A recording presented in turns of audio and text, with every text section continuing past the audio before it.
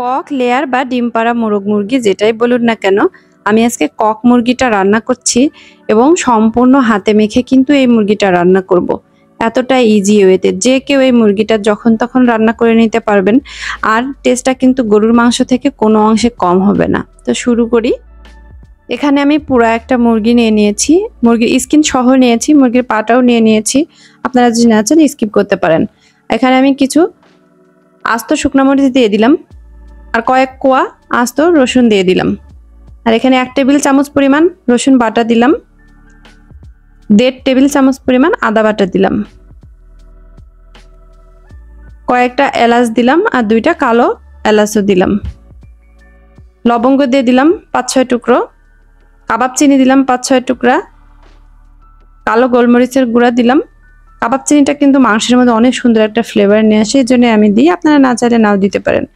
এখানে দিলাম কিছু দারচিনি, 2-3টা তেজপাতা, 1 চা চামচ পরিমাণ হলুদের গুঁড়া, 2 চা চামচ পরিমাণ মরিচের গুঁড়া, 1 চা চামচ পরিমাণ জিরার গুঁড়া আর 1 চা চামচ পরিমাণ ধনিয়ার গুঁড়া, স্বাদ মতো লবণ, 1 কাপ পেঁয়াজ কুচি। এবার এই উপকরণগুলোকে আমি হাতে ভালোভাবে মেখে নিচ্ছি। মশলাগুলো যখন মেখে নেওয়া হয়ে যাবে তার মধ্যে এখন তেলটা অ্যাড করব। এখানে আমি 1/2 কাপ পরিমাণ তেল ইউজ করছি। এখন তেলটা দিয়ে ভালোভাবে আরেকটু ম্যারিনেট করে রেখে দেব। আপনারা চাইলে এটাকে 1 ঘন্টাও ম্যারিনেট করে রাখতে পারেন, আবার 10-15 মিনিটও রাখতে পারেন, চাইলে সরাসরিও রান্না করতে পারেন। এখন হাতটা ধুয়ে আমি কিছুটা পানি দিয়ে দিলাম, এই পানি দিয়েই কিন্তু কষানো হয়ে যাবে। এখন চুলায় বসিয়ে দিলাম, দিয়ে একটু কষিয়ে নিতে হবে।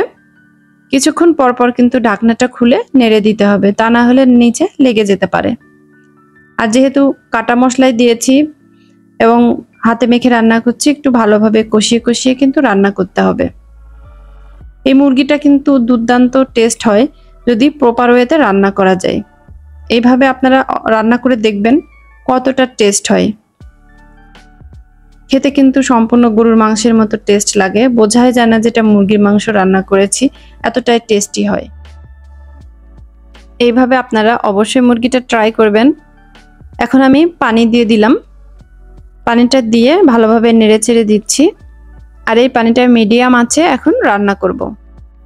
সামনে ঈদের দিন সকালের জন্য কিন্তু এই মুরগিটা আপনারা রান্না করে রেখে দিতে পারেন রাত্রিবেলা, যেহেতু মাংস আস্তে আস্তে দুপুর থেকে বিকেল গড়িয়ে যায়, ততক্ষণে এই মুরগিটা কিন্তু রান্না করে সকালের খাবারটা খাওয়াই যায়, খুবই ভালো হয়। এরকম একটা মুরগি নিয়ে আসলে কিন্তু মুরগিটার ওজন 2 থেকে 3 কেজি হয়। আমারটা 2.5 কেজি ওজন ছিল। আমি এইভাবে রান্না করছি। এখন রান্নাটা প্রায় হয়ে এসেছে। এর মধ্যে দিয়ে দিলাম কিছু কাঁচামরিচ। এই কাঁচামরিচটা কিন্তু অনেক সুন্দর একটা ফ্লেভার নিয়ে আসে, তাই দেয়া হচ্ছে। বেশি একটা ঝাল এখানে ক্রিয়েট করবে না। আর দিয়ে দিলাম 1 চা চামচ পরিমাণ গরম মশলার গুঁড়া। আপনারা চাইলে কিন্তু প্রেসার কুকারে সিটি দিয়ে নিতে পারেন 2-3টা, তাহলে খুবই দ্রুত রান্না করা হয়ে যায়। এই মুরগিটা একটু শক্ত হয় যেহেতু। আর যদি কষিয়ে রান্না করতে চান 1 থেকে 1.5 ঘন্টা টাইম লাগবে মিডিয়াম আঁচে, তারপরে কিন্তু পারফেক্ট মুরগি রান্নাটা হয়ে যাবে। খুবই টেস্টি হয়। এভাবে এই মুরগিটা রান্না করে অবশ্যই আমাকে জানাবেন।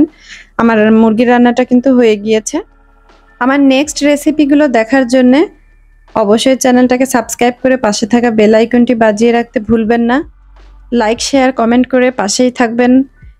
দেখা হবে নেক্সট কোনো ভিডিওতে, ততক্ষণে ভালো থাকবেন। আল্লাহ হাফেজ।